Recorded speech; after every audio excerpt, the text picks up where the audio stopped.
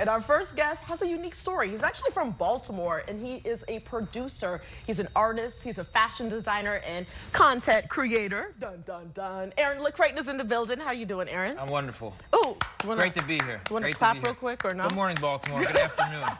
How you doing, though? I'm wonderful. Yourself? I'm doing good. Your story, it's amazing, man. You actually started Baltimore's first skateboard shop at the age of 8. How did that begin? That's bananas. Just wanting things that you couldn't get in those times. In the early 80s, you couldn't find skateboards, you couldn't find the cool T-shirts and things. And my father figured out how to get some stuff in Ocean City, and he had a wholesaler's license, and he hooked it up for the whole neighborhood. His name was Frank, so shout out to Frank. Shout out to Frank, and I named it Franken Skates. There we go. So it was like my first kind of like wordplay, advertising, art, commercial kind of cool idea. Yeah, and your brand Milkcrate, you have worked with some pretty big names, from Jay-Z to Eminem to Kanye West to Madonna. True. How did that start? All true. I've always been a little DJ. I mean, I came up from skateboarding in Baltimore, went very quickly into DJing, had this basement space in Highlandtown, which is the whole kind of idea of this exhibit that's coming up on Friday, October the 13th. I was making T-shirts, mixtapes, making beats, and doing all these cool things at Highlandtown in the basement. So I was a DJ. I was out there in parties, warehouse parties, house parties, and very active in the Baltimore club scene as a little kid. I worked at Howard Street when I was probably 13, 14 years old, when Baltimore club music was popping, just being born. So I was around the originators who were pressing up those records for the first time. And I was just always around all these cultures, and evolved into, all that stuff evolved into Milkcrate Athletics. All the artists loved my brand, Eminem and all. They knew I was a real music guy, that's why they wore the clothes.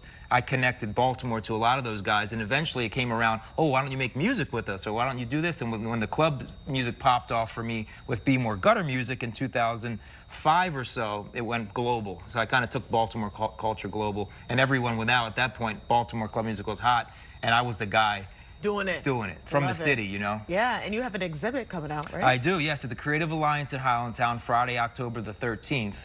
It's called Just a Kid from Highlandtown. Yeah. And that's going to be exciting. We're recreating that basement. So it's going to be my first DJ setup, one turntable. The real vibes. Vinyl turntables, old speakers, the whole analog thing. Archives from 20 years of the brand, key collaborations, some of them I brought today.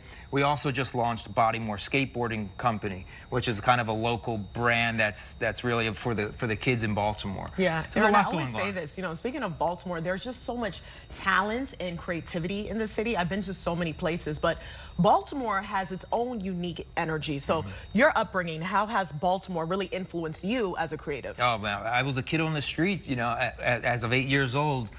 Baltimore's always had a great sense of style. I mean, I always, even the homeless people in Baltimore dress great.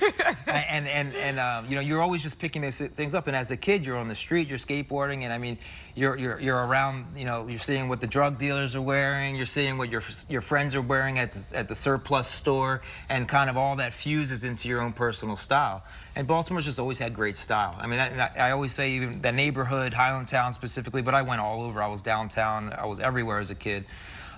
It all influenced what this brand has become. You know, it's the creative energy of Baltimore. And this exhibit's bringing it back home. 20 years of Milkcrate. Yeah. And also just saying that, you know, I couldn't have done any of these things if I didn't have that creative energy that I learned here as a kid. See? Well, keep using your creativity, your art, and your expression. Yeah. Yeah, I love it. There's nothing else. Yeah, right? Yeah. So where can viewers find more information?